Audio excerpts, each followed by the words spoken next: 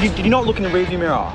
Mick McCran comes across a boy who just won't tell the truth. Your story doesn't make any sense. So I'm going to give you a little bit more time to have a think about it, see if you can fabricate some truth instead of some lies for me. And two highway racers make the mistake of doing 160 k's right by a patrol car. Can the police catch them? Is that it?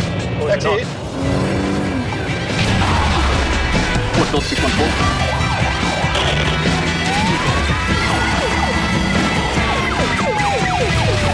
Have you got your driver's licence there? No, mate, have you got your licence there? You got your driver's licence there? Cruising our stop tunes for driving using your phone. It's a typical early morning for Senior Constables Kirsty Sawley and Aaron Gribble in Clayton. See you, pal. Until the radio sparks up. Norwooding 650, got a 3 vehicle, code 12 and 16, Monash Freeway. Norwooding 619, we're pretty close by to that phone if you want to send it through. Code 12 means accident. Code 16 means injuries. A car has been crushed by two trucks. It's serious and they need to get to the scene immediately. So we've just received a job that there's a fairly serious collision on the Monash Freeway, inbound, peak hour traffic. As you can see, the freeway's already at a standstill. Aaron Gribble is trying to get there as soon as the heavy traffic allows. Every second counts in the race to save lives, but not all road users seem to understand. No idea. So if you can see what lane it's in, the centre lane, which is handy. It's like 3 lanes. In the distance, they see one of the trucks in the middle lane with traffic crawling around it. We might just prop here. Getting the peak hour traffic moving again is a priority. The cone out? Yeah, if you don't want. Just push them into the right 2 lanes. Yep. At the moment, we got the job that it's a couple of trucks that are involved in a collision. So we're just basically setting up the freeway so we can try to get some traffic around the actual incident and keep Melbourne moving, so to speak. We'll just go and find out what's going on. You guys involved? We're the front truck. We're the one that she went under.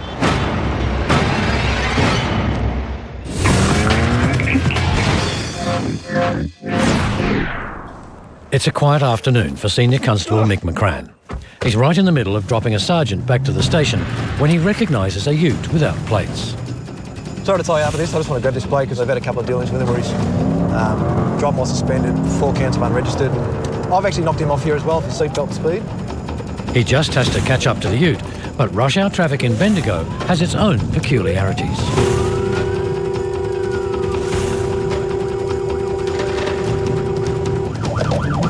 Doesn't seem to get it, does she?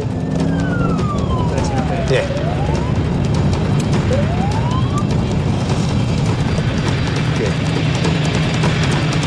From his previous dealings, Mick McCran knows this ute driver is from Echuca and is likely to come the raw prawn. G'day, mate. How come the vehicle hasn't got any number plates on it? It's unregistered at the moment. It's unregistered. Why are you driving an unregistered car? I've just been down in Rosebud, just picking up parts like get it roadworthy.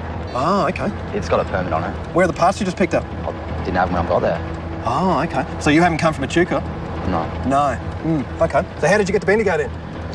Mum just dropped us off. Mum dropped you off? Yeah, she's... Where's Mum at? Should be here any second. She should be here any second. Do you want to give her a buzz on the mobile? I'm happy to have a chat to us. I don't have any credit. Don't have any credit left, no? Strange that. I've got a phone if you like, you can ring her. Yeah, that's You'd be happy enough with that? You give her a buzz and she'll come here and have a chat to me? Yeah. She's driven from Rosebud, is she? No, Echuca. Where's she driven from? Echuca. So you've come from Echuca? No, I've come from Rosebud. So she drove from Echuca to Rosebud to pick you up? No, Echuca to Bendigo to pick me up. To pick you up? So how did you get from Rosebud to Bendigo? Train. Right, so you went down for car parts on the train, you've trained up as far as Bendigo, and then your mum's come to do what? To pick me up. Why would you pick you up if you're going to drive your car home? Like a chauffeur home. What you're doing is you're talking rubbish at the moment. Mate, I've been Rosebud for last week. I'm not disputing where you've been. What I'm saying is your story doesn't make any sense. So I'm going to give you a little bit more time to have a think about it, see if you can fabricate some truth instead of some lies for me. All right? I'll be back with you in just a tick. But if the driver's lying, has he had time to get his girlfriend's story to match his? Thank you. Well, you've just jumped in a ute with this young man, and you've come from Rosebud. And how did you get up to Bendigo? His mum just dropped us off. His mum just dropped you off? Okay. So you didn't catch a train from Rosebud to Bendigo? No. And when Mum dropped you off, where did she drive from Rosebud to Bendigo? No, Echuca. Echuca. So she drove from Echuca and dropped you both off. Mate, do you want to have a think about that again? See if it comes our way. Friday night, and leading senior constables Alan Lure and Sean Roth are checking speeds when they spot two cars racing. Oh, we're going, boys. 156. Impound. There's two of them too. He's on brakes. Yep. Which one did you get? Third lane. There was the Rex and then there was the Nissan. Nissan? Yeah. We'll take the Rex as well as, because I was side-by-side drag racing. Yeah. Go hard, boys. Where's his brakes though? The speeders aren't slowing down. Here we go. There he is, in that third lane. Coming up. Yeah, this next car. This one here? I reckon it's this one here. Is that it? Or is That's it. it. Oh, no, keep going. Is that it, you reckon? No. Keep going. They're up here. I've got to see him on brakes. That's him going. Still. That's the Rex. I reckon the other bloke went further up, didn't he? On it. One of the speeders has disappeared, and there's no guarantee this WRX is ready to slow down. Here we go. I'm doing 160.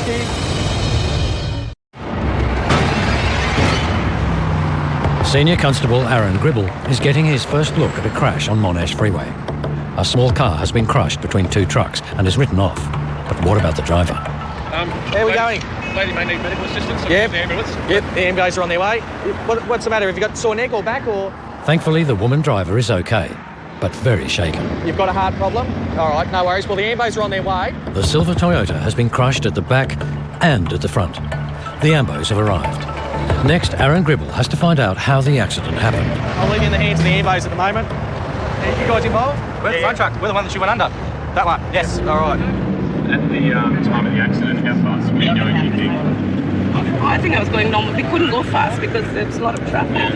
Now, what's happened? Well, about 6 cars up, somebody had just stopped suddenly, and it was about... We had all stopped. I was actually stationary when it happened. I don't think she realised we'd stopped. Was that because the traffic in front of all of you was really heavy, or was it just slowing but someone else had actually stopped and still sitting there? Actually stopped and sitting there. Well, tipping they've gone. Yeah. But the way he pushed me, then I think he pushed me into that. Yeah, so you got rear-ended I and then you stopped. went into I stopped. Do you know if you've heard a bang from this collision and then it's gone into the back of you, or...? No, it was simultaneous. Was it? I didn't even know she was behind us until we actually got out of the truck. Okay, yeah, she would have been hiding behind you sort of thing. Yeah. Yeah. All right. I actually thought it was the semi. Did you? Obviously very lucky. Yes. Could have been a lot worse. It could have been a hell of a lot worse. Straight over the top. Yes. It looks like the semi has shunted the car into the truck in front. The driver explains. All right, so what happened? All I saw was yellow Pickford van stop. Lady stopped. Yep. I tried to go round, couldn't, and hit her. Yep. So had she already stopped or not? I think she just stopped. Yep. And hit the brakes, as you can see. Yep. Too little too late. How fast were you travelling, do you know? 40, tops 50. And good days, you can't slam the brakes on, otherwise... Oh, well, you got the momentum behind you as well. Yeah. It was a fair bit of weight. Yeah. How much does all that weigh, do you know? 40-odd tonne. But are these skid marks consistent with a truck only going 40 kilometres an hour?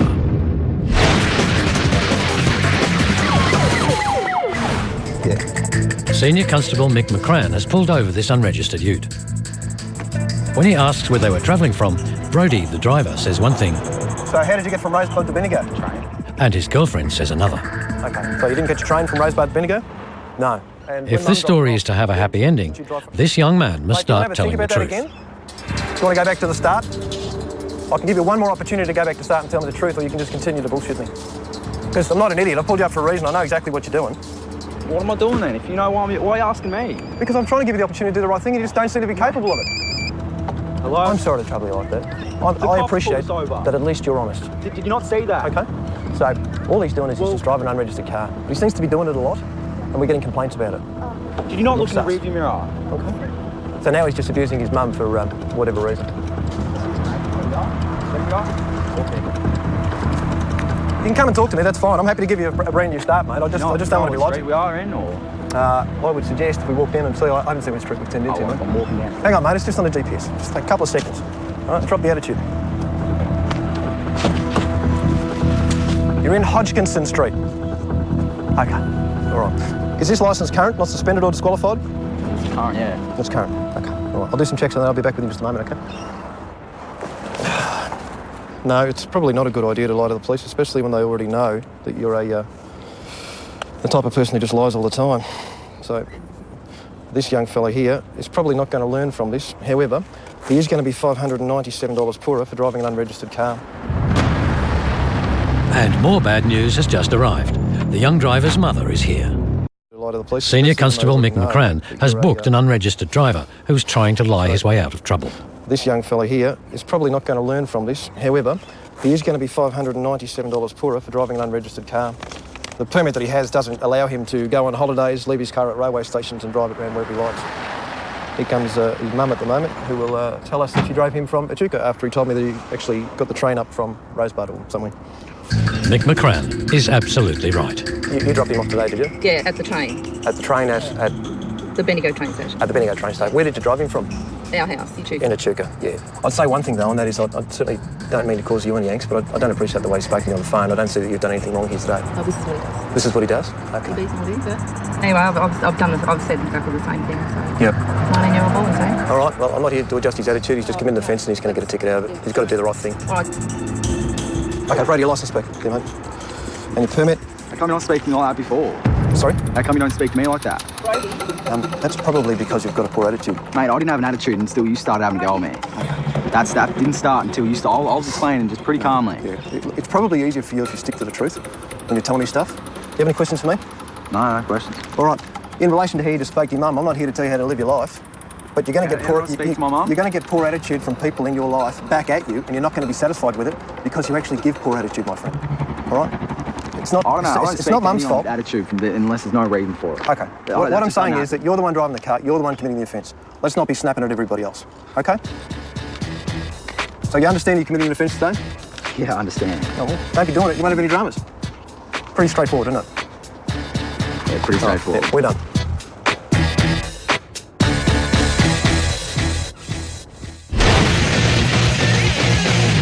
Senior Constable Aaron Gribble is investigating a freeway three-way.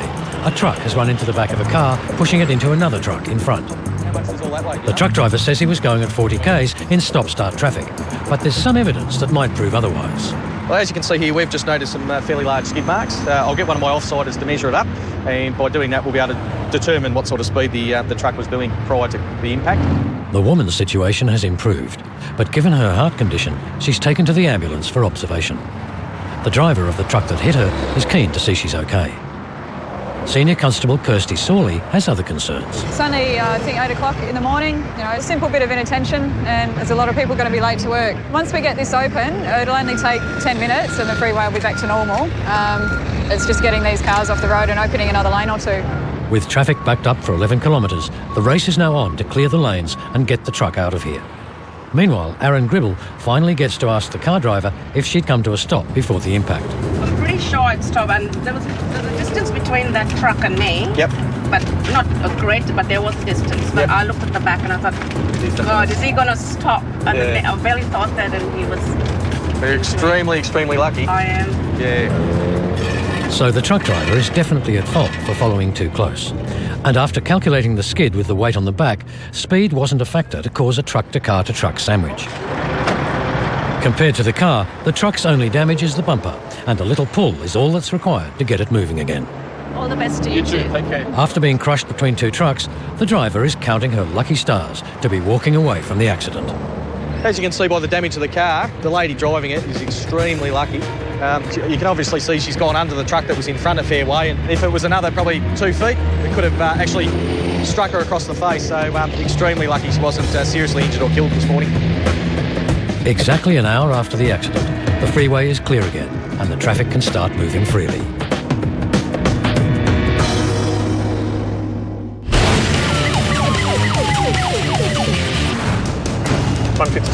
Impound.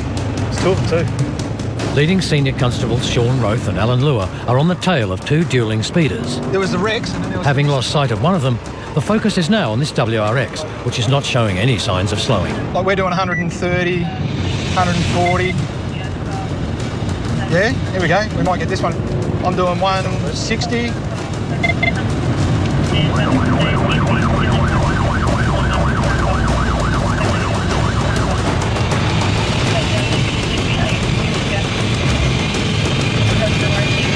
What have you got? 160? 156. Good no, mate. It's more than 145. 45 k's over the speed limit means the driver has some bad news coming his way. There you go, mate. Got your licence, Eddie? Do you want to explain your effort just then?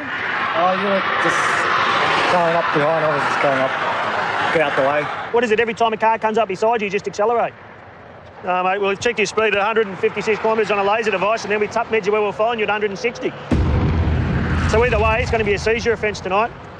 So your car's going to get seized for 48 hours. For 48 hours? Yeah. Then what happens? Then you get it back. Then you go to court. Then you lose your licence. Right. Can I get my car back? You get your car back. The driver is happy he'll have his car back, but he won't be able to drive it. While his tickets get written up, the driver tries to justify his speedy ways. So what started it all? This guy just coming in front and going up behind me. And it was just a little shitty car, so see ya. But he didn't say goodbye, he just stayed with you? Yeah. And then when you guys came up behind me, I thought it was the same guy again, so... It's a slightly bigger car. Yeah, I know, but you get to see lights, you don't see what car it is in the rear view. Next time you might look and see what sort of car it is, have a better look at it. It was dark. I saw the blue-red, no problem. Yeah, that's right. Yeah. The driver is smiling, but for Alan Lua, this is no laughing matter. So this bloke's just hopeless. He doesn't care. And he just said that, he made admissions he was doing 160 kilometres an hour, and he said that some bloke cut me off. So I don't know how doing 160 kilometres an hour fixes the problem. He's walking home. All he cared about was getting his car back. I don't think he was that fussed the fact that he's going to lose his licence for 12 months. So the Hoon is carless, soon to be licenceless. Could he also be mateless? So you got someone to come get you? No, he won't. He won't? Time to catch the cab. The driver tries his friend again. Not funny, man. Well, you're coming, or still have to catch the cab? Yeah, all right. No love there, mate? No love. Tough love. Tough love. Is it a mate of yours, or...? Yeah. What's he trying to teach you a lesson? Not going to pick you up? No, he's drunk. He's drunk? He doesn't know how to drive, yeah. Oh, there you go. Well, that's good. Well, he better not pick you up. Yeah. He better not pick you up. Then we'll need a third mate. Yeah. So the towie takes the speeder's boy toy away while he waits for his not-so-speedy taxi.